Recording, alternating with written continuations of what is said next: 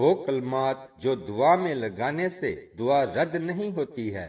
بسم اللہ الرحمن الرحیم، السلام علیکم، ایسے کلمے کہ اگر ان کلموں کے ساتھ دعا کی جائے تو اللہ رد نہیں کرتا۔ وہ باتیں جن کو اگر آپ اپنی دعا میں لگا لیں تو اللہ دعا کو رد نہیں کرتا۔ ابن ماجہ کی روایت ہے کہ نبی کریم صلی اللہ علیہ وآلہ وسلم نے فرمایا، اللہ کے اسم اعظم سے جو دعا کی جاتی ہے وہ کبھی رد نہیں ہوتی، اللہ اسے ضرور قبول کرتا ہے۔ ویسے تو ہر دعا قبول ہوتی ہے، لیکن اس میں مکمل اور مضبوط کام ہو جاتا ہے۔ اسم اعظم اور اس کے تعلق سے ایک روایت ہے کہ نبی کریم صلی اللہ علیہ وآلہ وسلم نے ایک صحابی کو یہ کلمات کہتے سنا، اللہم انی اسألوک بأنک انت اللہ الاحد الصمد الذی لم یلد ولم یولد ولم یکن لہ کفوا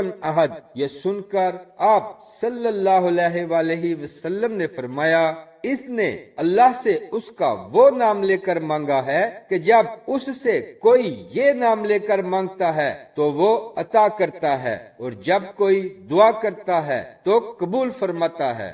نبی کریم صلی اللہ علیہ وآلہ وسلم نے فرمایا، مچھلی والے یعنی یونس علیہ السلام کی وہ دعا جو انہوں نے مچھلی کے پیٹ کے اندر کی تھی، یعنی لا الہ الا انت سبحانک انی کنت من الظالمین کے واسطے سے جب بھی کوئی مسلمان اپنے کسی بھی مقصد کے لیے دعا کرے گا اللہ تعالیٰ اس کو قبول فرما دے گا۔ ایک اور روایت ہے، اس میں یا ذل جلال والاکرام کے الفاظ موجود ہیں۔ جامعہ ترمذی کی روایت ہے کہ نبی کریم صلی اللہ علیہ وآلہ وسلم نے ارشاد فرمایا کہ جب تم دعا کرو یہ الفاظ کہنا نہ بھولنا، یا ذل جلال والاکرام، بار بار کہنا اس کو، یا ذل جلال والاکرام۔ تو آپ صلی اللہ علیہ وآلہ وسلم نے فرمایا، یا ذل جلال والاکرام کے الفاظ کو اپنی دعا میں لازم پکڑو۔ ان وظائف کو یاد رکھیں۔ اللہ رب العزت سے جو بھی دعا کرنا چاہیں اس میں